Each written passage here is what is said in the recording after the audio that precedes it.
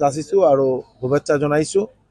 আজি আমাৰ SP মহোদয়া ৰীণা দলে মহোদয়ে ইয়াত বিহু অনুষ্ঠান পাতিছিলে আৰু আমাৰ 21 বেটেলিয়নৰ আমাৰ কনষ্টেবল সব ভাইসকলে ইয়াত বিহু অনুষ্ঠান নৃত্য কৰিলে আৰু খুব ভাল লাগিছে।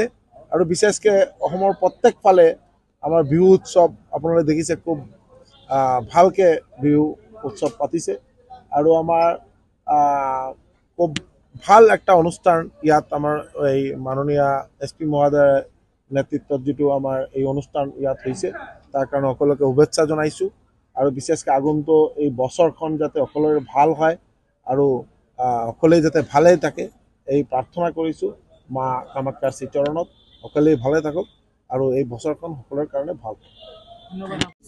পোনপ্ৰথমে মই সকলোকে ৰঙালী বিহুৰ উলগ যাচিছোঁ। আজি হাইলাকান্দিত আমাৰ মাননীয় মন্ত্ৰী মহোদয় আহিছে, তেখেতে এই বিহু প্ৰগ্ৰামত এটেণ্ড কৰিলে।